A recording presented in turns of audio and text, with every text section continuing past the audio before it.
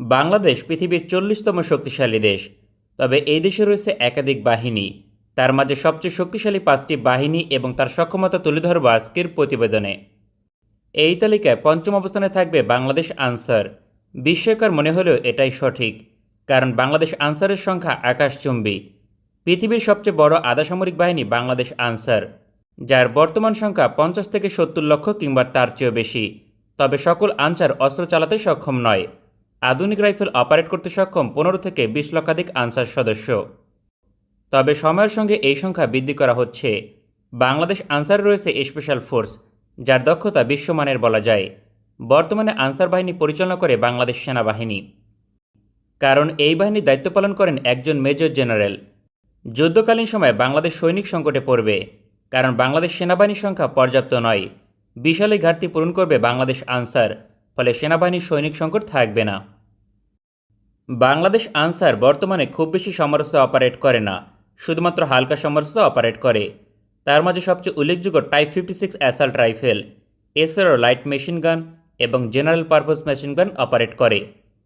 পাশাপাশি মর্টার এবং তুরস্কের তৈরি শটগান ব্যবহার করে। বাংলাদেশ আনসার এই সকল সমরাস্ত্রের কারণে কখনোই শক্তিশালী বাহিনীর তালিকায় পঞ্চম অবস্থানে থাকার কথা নয়। শুধুমাত্র বাহিনীর আকার সবকিছু বদলে দিয়েছে। বাংলাদেশ আনসার দেশের পাশাপাশি বহির্বিশ্ব থেকে প্রশিক্ষণ পায়। তার মাঝে তুরস্ক থেকে সবচেয়ে বেশি প্রশিক্ষণ পায় বাংলাদেশ আনসার। এই তালিকায় চতুর্থ অবস্থানে থাকবে বাংলাদেশ বর্ডার গার্ড। বর্তমানে বর্ডার গার্ড বাংলাদেশের সংখ্যা প্রায় 70,000। বাহিনীর আকার অনুযায়ী খুবই কম বলা যায়, তবে বর্ডার গার্ডের দক্ষতা এবং পেশাদারিত্ব বিশ্বমানের। অনেক দেশের সেনাবাহিনী থেকে বাংলাদেশ বর্ডার গার্ড অধিক শক্তিশালী। তাছাড়া মিয়ানমার সেনাবাহিনী থেকে বাংলাদেশ বর্ডার গার্ড অনেক বেশি দক্ষ, যার প্রমাণ ইতিমধ্যে দিয়েছে।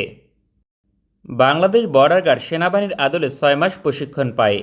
এই বাহিনীও বাংলাদেশ সেনাবাহিনী দ্বারা পরিচালিত, কারণ বাহিনীর প্রধান হিসেবে বাংলাদেশ সেনাবাহিনী থেকে উচ্চপদস্থ কর্মকর্তাকে নিয়োগ করে। এক্ষেত্রে লেফটেন্যান্ট জেনারেল অথবা মেজর জেনারেল দায়িত্ব পায়। এই বাহিনী কতটা গুরুত্বপূর্ণ তার একটি উদাহরণ সাবেক সেনাপ্রধান জেনারেল আজিজ আহমেদ। 2016 সালে জেনারেল আজিজ আহমেদ বাংলাদেশ বর্ডার গার্ডের প্রধান ছিল। পরবর্তীতে বাংলাদেশ সেনাবাহিনীর প্রধান হিসেবে দায়িত্ব পান। বাংলাদেশ বর্ডার গার্ড দক্ষতার পাশাপাশি বেশ কিছু আধুনিক সমরাস্ত্র অপারেট করে। বাংলাদেশ বর্ডার গার্ডের পার্সোনাল গিয়ার্স বহুল অংশে সেনাবাহিনীর মতো, তাই সেনাবাহিনীর মতো আধুনিক অ্যাসাল্ট রাইফেল অপারেট করে, যেমন টাইপ 56 এবং BD-08। এই ধরনের আধুনিক রাইফেল পার্শ্ববর্তী দেশগুলোর বর্ডার গার্ড অপারেট করে না, যে কারণে এগিয়ে রয়েছে বাংলাদেশ বর্ডার গার্ড।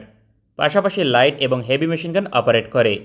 এছাড়াও ইউক্রেনের তৈরি ট্যাঙ্ক বিধ্বংসী ক্ষেপণাস্ত্র অপারেট করে। বাংলাদেশ বর্ডার গার্ড আধুনিক কোয়ালিটির সাজসজ্জা ব্যবহার করে। এছাড়াও রয়েছে ট্রান্সপোর্ট এবং লাইট অ্যাটাক হেলিকপ্টার। অদূর ভবিষ্যতে বাংলাদেশ বর্ডার গার্ড আরও বেশি আধুনিক হবে, কারণ এই বাহিনীর আকার শীঘ্রই 1 লক্ষ অতিক্রম করবে। পাশাপাশি পৃথিবীর বিভিন্ন দেশ থেকে যুক্ত হবে আধুনিক হাতিয়ার, যেমন অ্যাটাক ড্রোন কিংবা ট্যাঙ্ক বিধ্বংসী ক্ষেপণাস্ত্র। এই তালিকায় তৃতীয় অবস্থানে থাকবে বাংলাদেশ বিমান বাহিনী। সামরিক বাহিনীর একটি শাখা বাংলাদেশ বিমান বাহিনী। বর্তমানে এই বাহিনীর আকার 14 থেকে 18,000 পর্যন্ত। বাংলাদেশ বিমান বাহিনীর প্রশিক্ষণ এবং দক্ষতা নিয়ে প্রশ্ন তোলা সম্ভব নয়, কারণ এটাই বাংলাদেশের সবচেয়ে এলিট মাপকাঠি।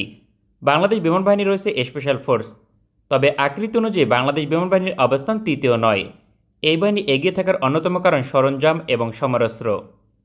বিমান বাহিনী যুদ্ধকালীন সময় একটি গুরুত্বপূর্ণ ভূমিকা পালন করে। এই বাহিনীর সাপোর্ট ছাড়া যুদ্ধে জয়লাভ করা যায় না। রসদ এবং সমরাস্ত্র পৌঁছে দিতে একমাত্র ভরসা বাংলাদেশ বিমান বাহিনী। বাংলাদেশ বিমান বাহিনীর সামগ্রিক সক্ষমতা একেবারেই কম নয়, কারণ লজিস্টিক সাপোর্টের জন্য অসংখ্য বিমান এবং হেলিকপ্টার রয়েছে, তবে আক্রমণের জন্য তেমন যুদ্ধ বিমান নেই। তবে ভবিষ্যতে এই ঘাটতি আশা করা যায় থাকবে না। এই তালিকায় দ্বিতীয় অবস্থানে থাকবে বাংলাদেশ নৌবাহিনী। বর্তমানে বাংলাদেশ নৌবাহিনীর সংখ্যা 30 থেকে 35,000 পর্যন্ত। এই বাহিনীতে রয়েছে স্পেশাল ফোর্স। বাংলাদেশ নৌবাহিনীর স্পেশাল ফোর্স অত্যন্ত দক্ষ এবং পেশাদার, কারণ বিশ্বমানের প্রশিক্ষণ পায়। পাশাপাশি ব্রিটেন, মার্কিন যুক্তরাষ্ট্র কিংবা চীনের মতো দেশ প্রশিক্ষণ প্রদান করে।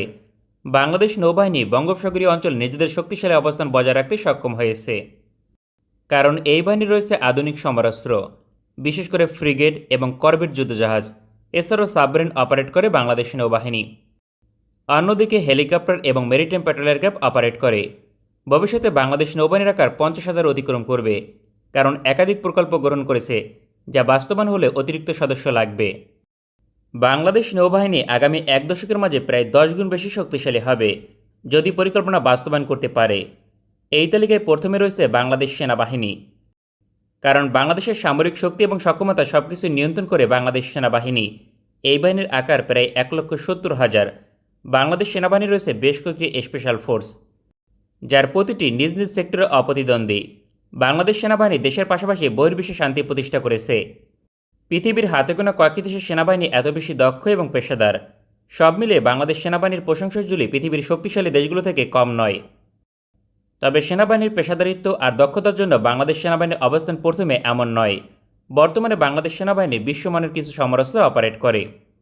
তার মাঝে আধুনিক কোয়ালিটির আর্টিলারি, মিসাইল এবং ট্যাঙ্ক অন্যতম। বাংলাদেশ সেনাবাহিনী দেশের গুরুত্বপূর্ণ বহুক্ষেত্র নিয়ন্ত্রণ করে।